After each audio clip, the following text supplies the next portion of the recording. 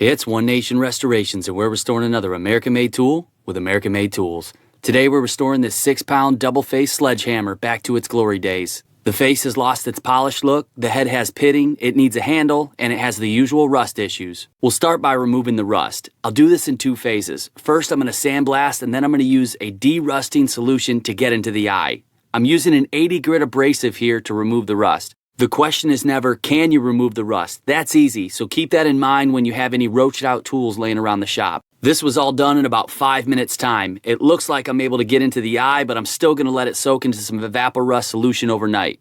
Now, this solution loses its strength over time, so I end up rotating in new stock every 5 to 6 small to medium projects. After the solution soak, it's time to get the faces back to that polished look. I started with an aggressive file. It will save hours off the time that it takes to sand these things down by hand. I followed up with a high-speed chip breaker to take the edge off the first round of the file work. From there, I used a mill file to transition into sanding. Take your time to work around the face in an even manner so that you don't leave any flat spots or take out the curves around the edges. For sanding, I picked up at 60 grit. You'll spend most of your time here because of the deeper grooves in the coarse file work. Go in at whatever angle it takes to get a uniform look and rotate the sandpaper around to keep it fresh. The pores will fill in and clog up on the paper, making it much less effective, so constantly rotate the paper around and change them out once you hit every part of the sandpaper. When I finally felt like the marks from the file were taken out and that the only marks left on the face were from the 60 grit, I finished by sanding in one direction so that every scratch on the face was going at the same angle in the same direction. This will make it much easier to come in with the 80 grit to sand perpendicular to these lines. You shouldn't have any side-to-side scratches after you finish with the 80 grit, so keep sanding until they're gone. And once they're gone, you're ready to move on to the next grit size, and in this case, it's 100.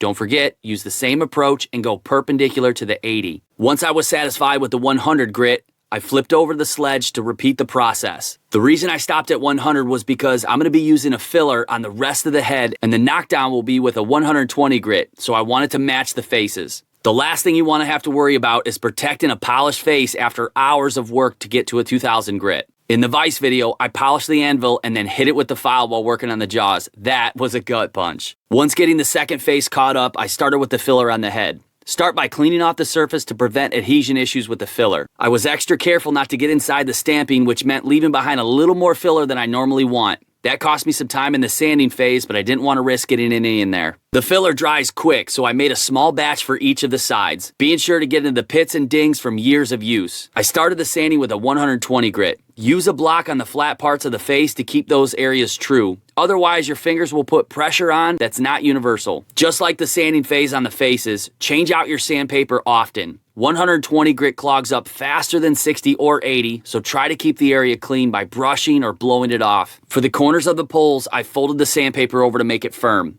This way I was able to put enough pressure into the corner of the sandpaper to keep it round to prevent from squaring off those curves. Now that it's sanded flush, go back and check the area for any missed spots, putting a light second coat into the low areas. Once everything is covered, I move back out to the faces with the 120 grit. Again, making perpendicular lines until all the scratches that were made from the 100 grit are gone. Now that everything on the Sledge is 120 grit, I'll bump up to the 180. This head is going to be given a sandable auto body primer to fill in the scratches left from the sandpaper. The faces, however, are going to need to be scratch free. I'll sand the edges first because the orientation of the scratches aren't going to matter because I can't really go perpendicular with as small of a size as it is. I will, however, maintain the same strategy to bring the entire Sledge up to 180, making sure to go perpendicular to the 120 grit scratches. This week, I lost about 10 hours searching the internet for this tool manufacturer. This W stamp was not enough of a clue to help me track down this American manufacturer. I found about 20 companies with a W in their name and went through old catalogs, looked at pictures of old tools, and read through history archives, but came up empty.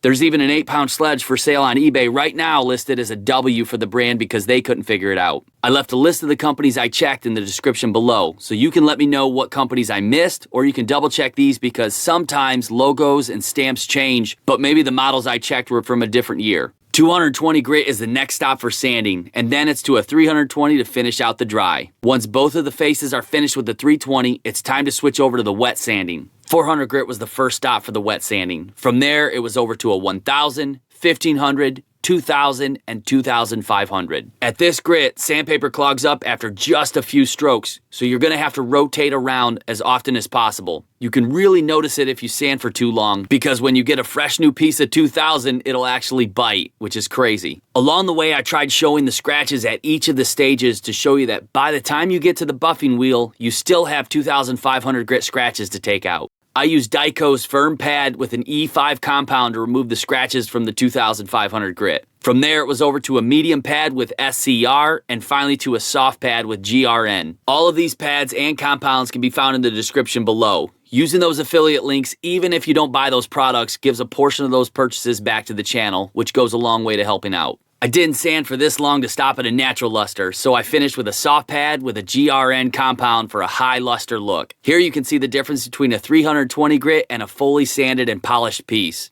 I taped off the bottom because you don't want to accidentally scratch it with debris from the top face. I repeated the process with the other face, going through a wet sand of 400, 1000, 1500, 2000, 2500, and the 3 polishing pads. Now it's back to the head to get some primer and paint on it.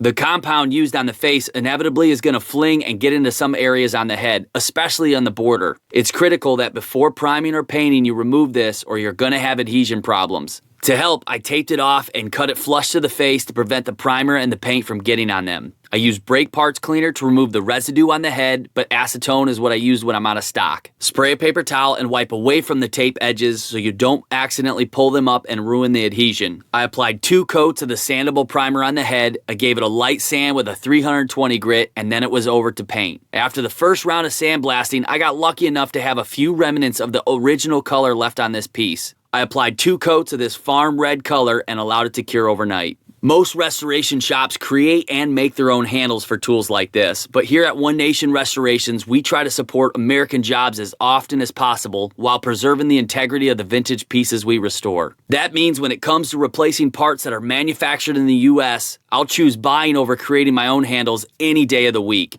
This American-made handle was made by House Handle Company in Missouri. They've been selling handles since 1929 and making American ones since 1964. I went with a 24-inch hickory handle that's coated in a clear lacquer. It comes with 2 wedges, and you have the option for a hand-picked handle for an extra $2. To install the handle, there are 2 common methods. The majority of the American companies I found advise striking the butt of the handle onto a hard surface until the head seats within 3/4 of an inch of the shoulder swell. You can also insert the handle, hang the sledge upside down, and tap the butt of the handle. The second method uses the resting sledge that stays at rest as you hit the handle through it. It's a personal preference, and today I'll be striking the butt of the handle on a surface and letting the sledge come down on it. Now that the handle is in, place the wooden wedge in the slot. If it's closed, use a chisel or something skinny to pry it open far enough to get the wedge started. Carefully tap the wedge as far down as you can get it. Cut off the excess handle that's sticking out without messing up that perfect paint job. When you install the metal wedge, insert it perpendicular to the first wedge. Tap it in all the way and get ready to Hulk smash. We started with an old rusty sledge that was missing a handle, and we finished with a beautiful red polished look. If you found these tips helpful or appreciated the hard work that was put in, please make sure that you hit the subscribe button. This restoration took 30 hours to complete. The longest part of the restoration was the polishing, which took about 20 hours. My favorite part was wiping away the polish at the first buffing wheel because after I saw it, I knew it landed. This restoration cost $20 to complete. 8 of that was from the handle and 12 on sandpaper. We restored another American-made tool with American-made tools. See you next time.